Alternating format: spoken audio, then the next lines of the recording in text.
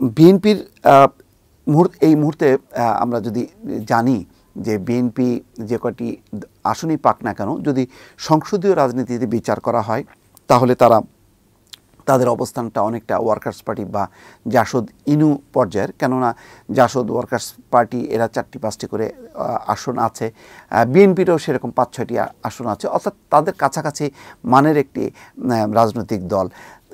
তারা এখন কোনো নির্বাচনে অংশ নিচ্ছে না, বিশেষ করে উপজেলা পর্যায়ে যে নির্বাচনগুলো হচ্ছে 4-5 ধাপের, সেই নির্বাচনগুলোতে অংশ নিচ্ছে না।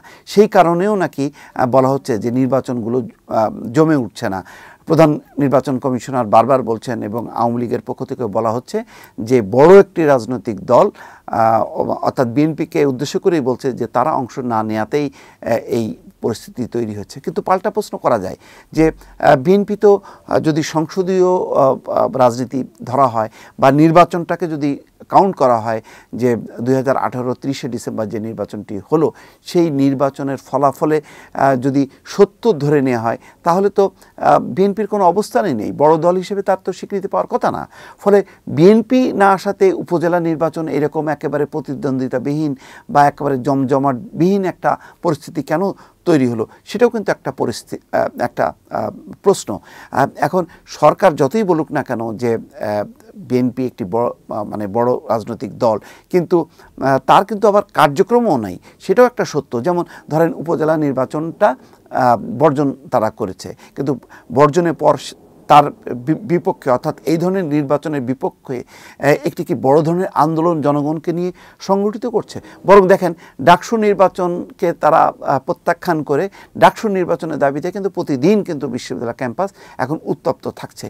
সেই যেখানে সাধারণ ছাত্ররা ক্যাম্পাসকে সরগরম করতে পারছে, সেখানে কি বিএনপির মতন একটি রাজনৈতিক দল সারা দেশে কোথাও তারা কি সরগরম করতে পারছে? এই যে তারা বলছে যে তারা 30শে ডিসেম্বরের যে একাদশ জাতীয় সংসদ নির্বাচন হলো না সেটা তারা মানে না, অথবা উপজেলা নির্বাচন যেটি হচ্ছে এক ধরনের একতরফা নির্বাচন, তার বিরুদ্ধে কি তারা জনগণকে সংগঠিত করতে পারছে? তারা কোনো কর্মসূচি দিতে পারছে? তাও তো পারছে না।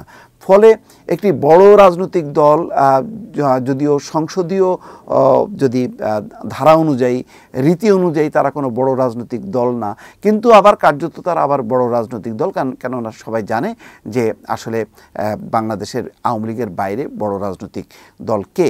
কিন্তু সেই বিএনপি কিন্তু তারা নিজেরাই কিন্তু কোনো কর্মসূচি না দিয়ে কিন্তু ঘরে চুপচাপ বসে আছে। প্রতিদিনই তারা মিডিয়াতে, টকশোতে, সংবাদ সম্মেলনে, সভা, সেমিনার করছে, সেমিনার করে তারা বক্তব্য দিচ্ছে। কিন্তু তারা কি এটা কি এক ধরনের বুদ্ধিজীবী বা সুশীল সমাজের কার্যক্রমের একটি অংশ হয়ে গেল না? এটা কি তাদের কাজ? এই কাজটা তো হচ্ছে সুশীল সমাজের যারা প্রতিনিধি তারা প্রতিদিন সভা করবে, সেমিনার করবে, মিডিয়াতে, টকশোতে তারা অংশ নেবে, তারা কথা বলবে।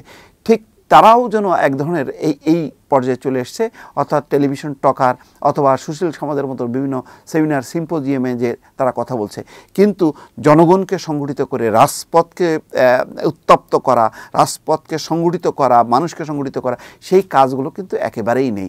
ফলে সব মিলিয়ে একেবারেই বলা হচ্ছে যেন দেশের যে রাজনৈতিক কর্মকাণ্ড বলতে যেটা বোঝায় সেটা আসলে একটা সরকারি কর্মকাণ্ড না। আওয়ামী লীগ দলগতভাবে তাদের একটা সরব উপস্থিতি আছে, না বিরোধী দল হিসেবে বিএনপি সহ অন্যান্য রাজনৈতিক দলের একটি কার্যক্রম সবার সামনে দেখা যাচ্ছে, কোনোটাই কিন্তু নাই। ফলে সব মিলিয়ে এক ধরনের রাজনৈতিক শূন্যতার মধ্য দিয়ে কিন্তু দেশটা যাচ্ছে বলে অনেকেই কিন্তু ভাবতেই পারেন।